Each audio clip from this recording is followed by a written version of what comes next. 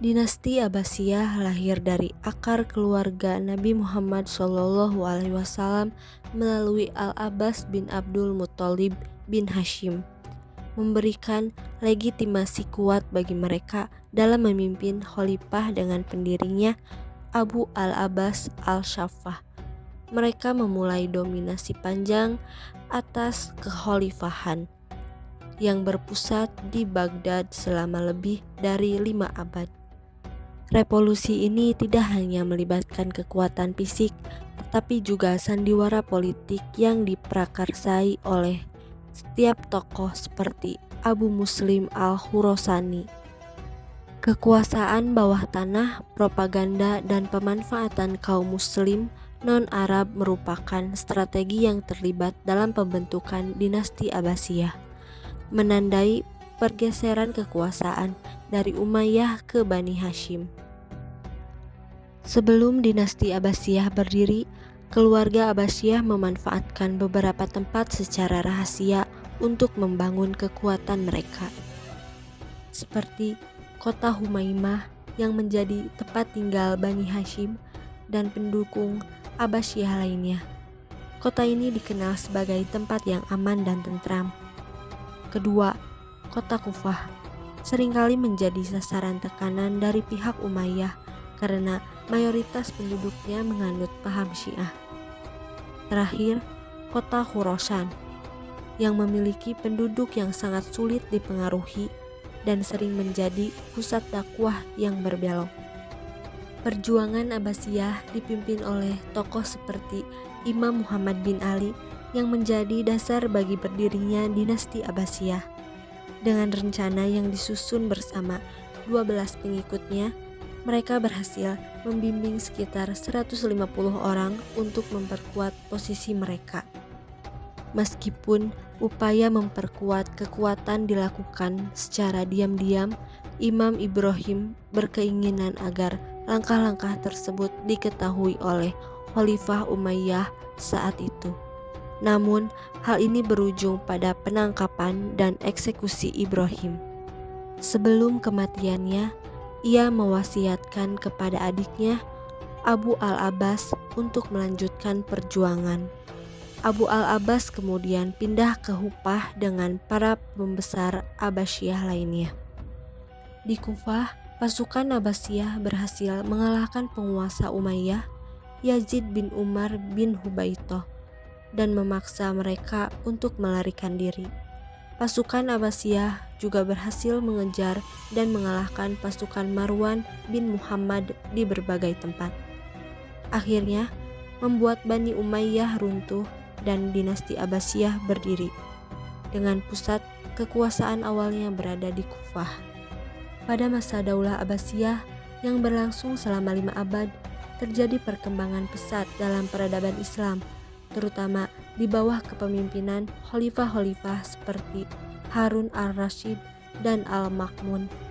Di tengah kekayaan dan keamanan yang terjamin, terjadi kemajuan signifikan dalam ilmu pengetahuan, terutama dalam bidang kedokteran, filsafat, dan matematika.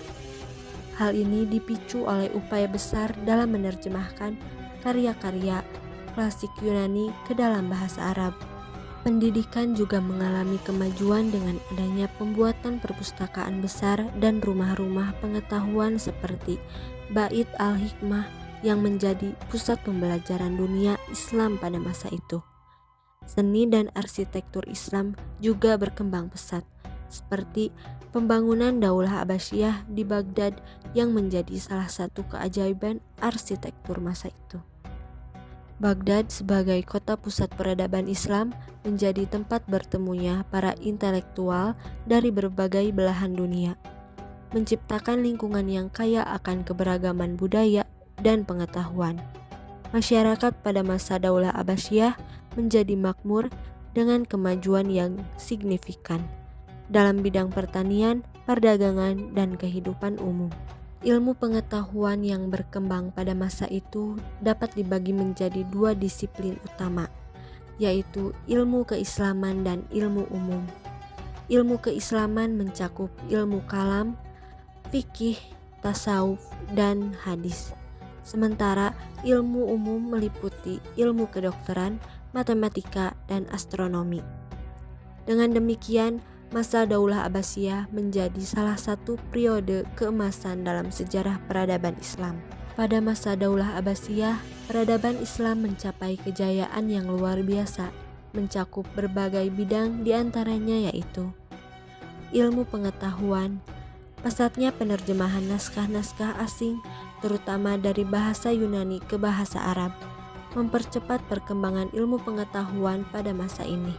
Hal ini memungkinkan penyebaran ilmu pengetahuan ke seluruh dunia Islam.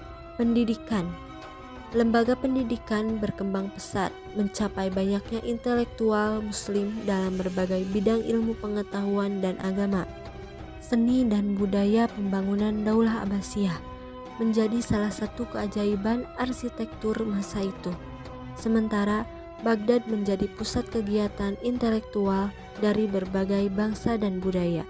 Ekonomi, masyarakat menjadi makmur dengan kemajuan dalam pertanian, perdagangan, dan kehidupan umum. Politik, kekuasaan Islam bertambah luas dan masyarakat dibagi menjadi kelompok Syiah dan non-Syiah.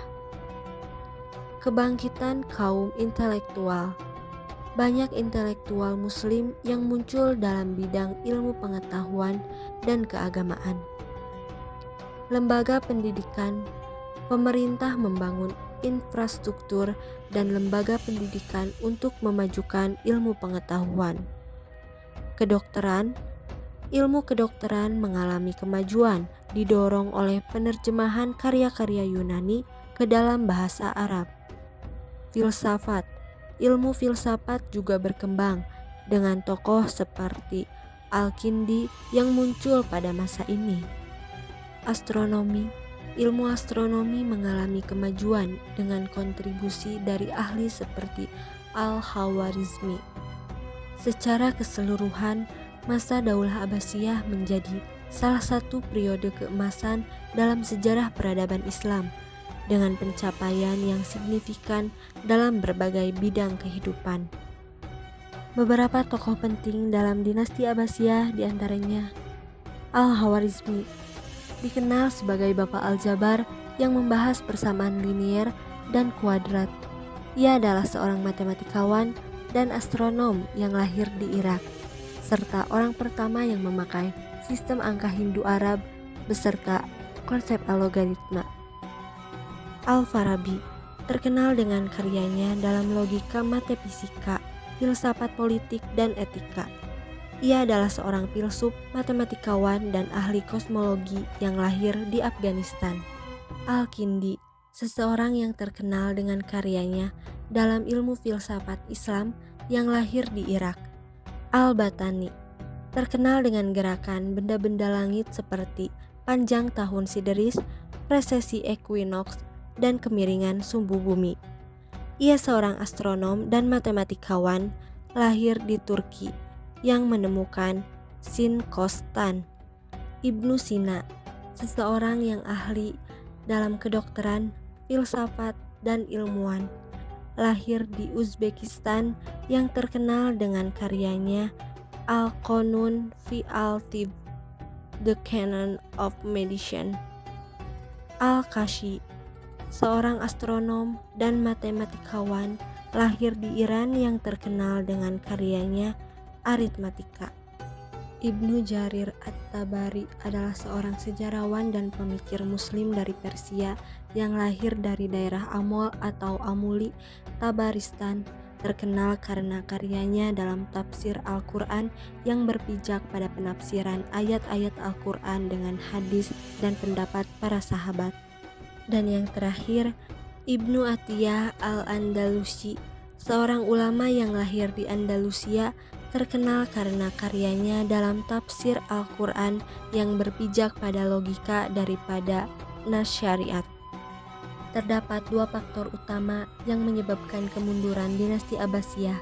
Yang pertama, faktor internal. Adanya persaingan antar keluarga Abbasiyah dengan gubernur regional yang menyebabkan adanya keretakan dalam kesatuan kekeluargaan dengan tujuan pribadinya. Para penguasa yang hidup mewah sehingga terjadi korupsi dan pencurian mengakibatkan ketidakstabilan ekonomi dan sosial.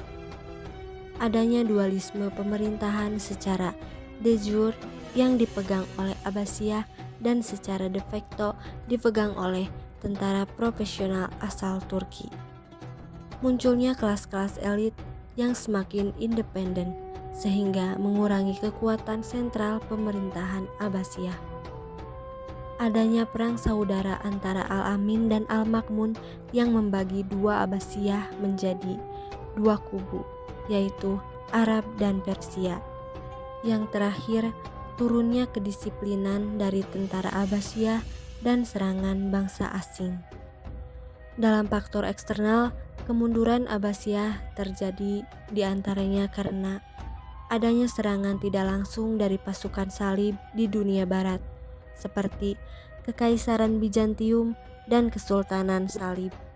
Kedua, adanya serangan langsung dari timur, pasukan Mongol yang dipimpin oleh Hulagu Khan dan menaklukkan Baghdad di tahun 1258, sekaligus akhir dari kekuasaan Abbasiyah dari wilayah tersebut. Selanjutnya, Abbasiyah menghadapi tekanan eksternal dalam perdagangan serta hubungan diplomatik dengan negara-negara asing yang mempengaruhi stabilitas politik dan ekonomi Abbasiyah.